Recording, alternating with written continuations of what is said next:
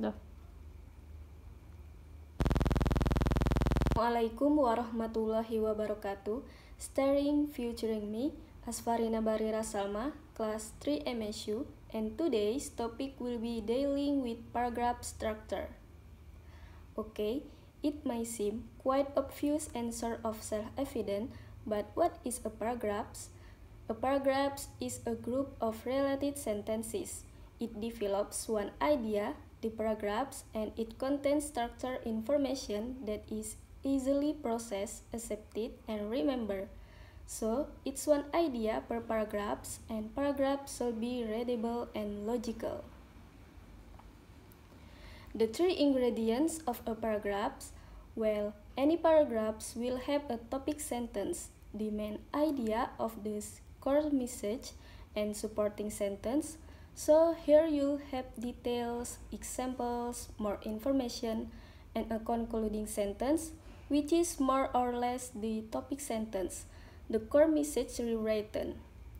Rather like a hamburger, you can see that, for example, the topic sentence, the main idea, is introduced early on. Supporting sentence, key information, supporting details are in the middle, and the concluding sentence to round off is the bottom. Now, not only is this sort of indicative, typical of the structure of a paragraph, but it's also the structure of an essay, an academic essay. For example, the essay itself will have a main paragraph, information in the middle, and then a conclusion, and each paragraph is sort of a hamburger within the large hamburger if we want to get a bit metaphysical about it. Alright, let's take a look at the model and see if we can identify the three parts. Here is our text. Take a moment, think about it. Where's the topic sentence? That is the sentence that introduces the main idea. Where's the conclusion? And where are the supporting details? Well, here we go. Color-coded for easy understanding, the topic sentence is marked out in pink. Now, most paragraphs have the topic at the beginning, but that's not always the case. Occasionally, the topic sentence might come at the end of a paragraph, but generally, you'll see it there. Now, here we have our supporting sentences, the details, the information that explains the main idea, and then our conclusion or concluding sentence in blue. So, what is the topic of these paragraphs?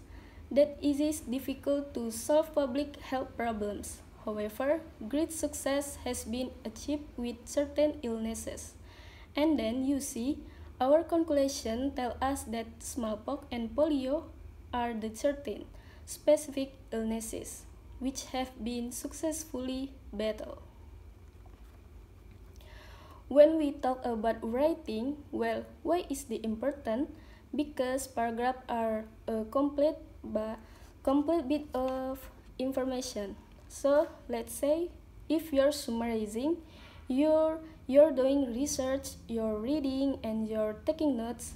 Remember that when you're summarizing information you read, that summary is not going to be a place for any personal opinions, any of your own background knowledge, any personal information, certainly.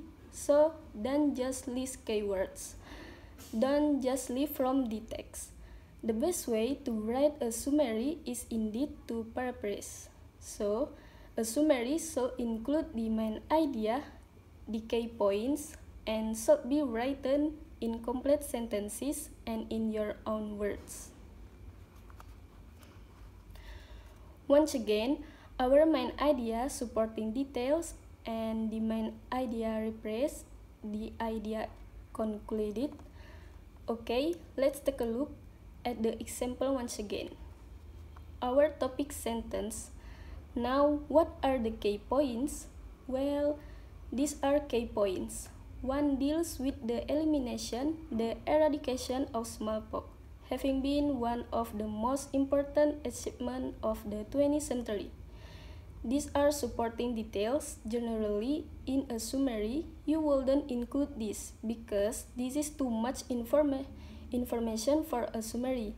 Your summary will include certainly these ideas and in the main sentence, a bit of this. These are key points. Some more key points, we then go on to look at polio. So, this is again key information. And the fact that polio has not been completely eradicated or eliminated, but the number of cases of polio has diminished or declined. And then your summary again, when you're looking for the main points, you're reading for the main ideas. Here's your conclusion in purple. Okay, what we notice is again, with most paragraphs, it's the beginning and the end of the paragraphs that contain key information. So again, when reading quickly for the gist, the main points, it's best to take a careful look at the beginning and the end. Here's our paragraphs. All the ideas within summaries down to simply one sentence, and our summary is as such. The elimination of smallpox in the 20th century and the ongoing successful battle against polio are examples of the progress made in public health sector. Basically, we've got all the key ideas here. The two illnesses mentioned in the paragraphs, the fact that one has been completely eradicated and done away with, one is still ongoing but with success. That progress has been made when? In the 20th century, and in what context? In the sector of public health. Thank you for watching. Hopefully this presentation is helpful. Wassalamualaikum warahmatullahi wabarakatuh.